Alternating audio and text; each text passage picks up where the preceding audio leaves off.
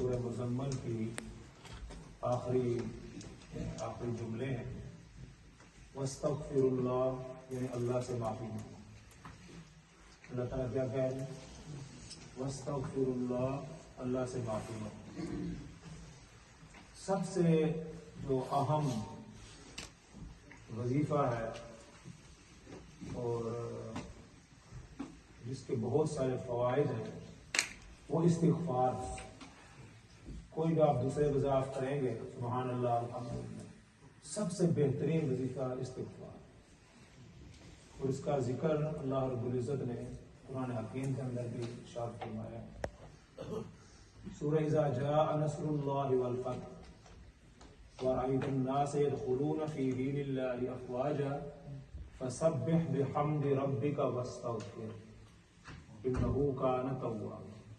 اے ہمارے محبوب، جب مکہ فتح ہو، اذا جاء نصر اللہ والفتح، جب اللہ کی مدد آئے، وَرَأَيْتَ النَّاسَ يَدْخُلُونَ، اور آپ دیکھیں کہ اسلام کے اندر لوگ فوج در فوج داخل ہو رہے ہیں۔ ابتدائے اسلام میں کوئی ایک آدمی مسلمان ہوا، 2 ہوئے، 3 ہوئے، 10 ہوئے، لیکن جب فتح مکہ ہوا، اللہ کی مدد آ گئی، اذا جاء نصر اللہ، اللہ کی مدد آ گئی، تو پھر فوج اور فوج لوگ جو ہیں نا وہ اسلام کے اندر داخل ہونے شروع ہوئے۔ ایسی پوزیشن میں آپ نے کیا کرنا ہے؟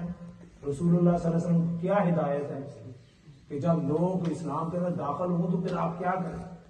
فرمایا کہ میرے محبوب فسبح بحمد ربک، پھر ہماری تسبیح بیان کریں۔ یہ شکر کا ٹائم ہے۔ تسبیح کا مطلب کیا ہے؟ اللہ کا شکر ادا کریں کہ لوگ اسلام کے اندر داخل ہو رہے ہیں۔ اور دوسری بات ارشاد فرمائیں واستغفرہ، آپ استغفار کریں، یعنی اللہ سے معافی مانگیں، اللہ سے معافی چاہیں۔ علماء نے لکھا ہے، اور جس طرح ہمارا یہ عقیدہ بھی ہے، کہ جتنے بھی انبیاء ہوتے ہیں وہ معصوم ہوتے ہیں، ان سے کوئی گناہ سرزد نہیں ہوتے۔ پھر امام الانبیاء، وہ تو گناہوں سے پاک، ان سے کوئی گناہ نہ جان بوجھ کر نہ انجانے میں کوئی گناہ، کسی نبی سے کوئی گناہ نہیں ہو سکتا۔ بعض لفظشیں قرآن حکیم کے اندر حضرت آدم کی بھی ذکر ہے، حضرت موسیٰ کی بھی، حضرت شعیب کی بھی، تو ان کی وہ لفظشیں ہیں، تو وہ اللہ رب العزت نے ان کو بھول سے تعبیر فرمایا، تو بعض آدمی جیسے بھول جاتا ہے، تو ہمارے انبیاء سے بھی جیسے کوئی چیز بھول جاتی، تو فرمائے گا وَاسْتَغْفِرْهُ، اے ہمارے محبوب ایسے موقع پر آپ کریں استغفار۔ حضرت حسن بصری رحمۃ اللہ علیہ ایک بزرگ ہیں، ان کے پاس کوئی آدمی آتا ہے نا کہ حضرت ہمارے بارشیں نہیں ہو رہی، قحط سالی ہے، تو آپ کہتے ہیں جا کر استغفار کرو، معافی مانگو، اللہ تعالیٰ سے معافی مانگو۔ یہ جو نحوست ہے، بارشیں نہ ہونا، قحط پڑ جانا، یہ اللہ کی ناراضگی ہے، یہ اللہ تعالیٰ کی کیا ہے؟ کہ اللہ کی ناراضگی۔ جب استغفار کرو۔ ایک اور آدمی آیا، حضرت میرے گھر کو اولاد نہیں، آپ نے فرمایا جا کے استغفار۔ ایک اور آدمی آیا، اس نے کہا حضرت مال و دولت نہیں ہے، گھر میں بھوکا ہے، پیاسے ہے، یہ ہے وہ ہے، فرمایا کہ جا کے استغفار۔ تینوں آدمی آئے، تینوں کو ایک ہی نسخہ بتایا۔ جس طرح حکیم ہوتے ہیں کہ وہ کسی کو ایک ہی نسخہ دے رہے ہیں، تو ان ایک آدمی تو بیٹھا ہوا تھا، وہ جب چلے گئے، حضرت جو بھی آدمی آ رہا ہے وہ اس کو ایک ہی نسخہ دے رہے ہیں استغفار کا۔ اور میں بھی یہ میں اپنی طرف سے نہیں کہہ رہا، سورہ نوح کے اندر اللہ رب العزت فرماتے ہیں فَقُلْتُ اسْتَغْفِرُوا رَبَّكُمْ، اللہ سے معافی مانگو، اللہ کے سامنے گر گڑاؤ، اللہ کے سامنے استغفار کرو۔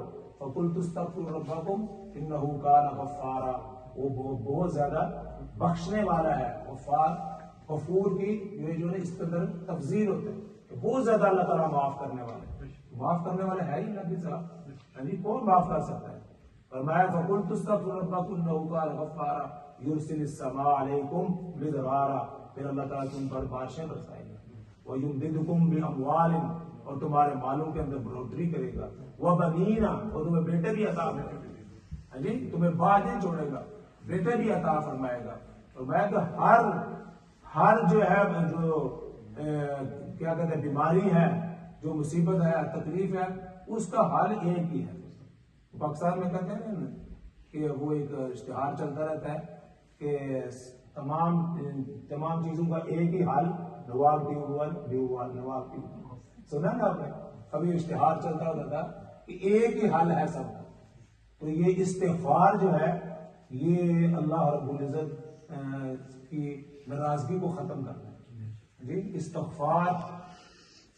ایک آدمی کا یا رسول اللہ صلی اللہ علیہ وسلم زندگی کے اندر تو میں اپنے والدین کی خدمت نہیں کر سکا, اب بڑا پچھتاوا ہوتا ہے, تو اب کیا کروں, اب کچھ کر نہیں سکتا ان کے لیے, اور میں جا کے ان کے لیے استغفار کیا کرو, ان کے لیے استغفار کرو. استغفر اللہ, تصویر لے کر استغفر اللہ استغفر اللہ, یا اللہ میرے والدین کو معاف فرما, یا اللہ میرے والدین کو معاف فرما, ان کے لیے توبہ استغفار کا.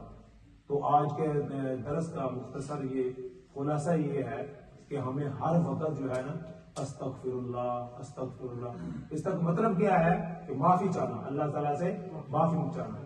جب نماز ہم پڑھتے ہیں تو نماز کے بعد مسنون کیا ہے, السلام علیکم ورحمۃ اللہ, السلام علیکم, سب سے پہلے کہو اللہ اکبر. اللہ تعالیٰ سب سے بڑے ہیں, جس نے اللہ نے ہمیں یہ نماز پڑھنے کی توفیق عطا کی. اس کے بعد ہمیں 3 دفعہ استغفار کرو, استغفر اللہ استغفر اللہ. اس کا کیا مطلب ہے, یا اللہ جس طرح تیرا حکم تھا, اس طرح ہم نماز ادا نہیں کر سکے, کوئی بھی ادا نہیں کر سکتا, یا اللہ اس کے اندر کوئی غلطی کوتاہی ہو گئی ہے, یا اللہ تو معاف فرما. تو اللہ تعالیٰ جو ہے وہ معافی جو طلبگار ہے ان کو پسند کرتا ہے. تو اللہ تعالیٰ سے ہر وقت اپنے گناہوں کی معافی مانگتے رہیں, استغفار کرتے رہیں. اس کا مختصر استغفر اللہ ربی من کل ذنب واتوب الیہ, استغفر اللہ العظیم, استغفر اللہ.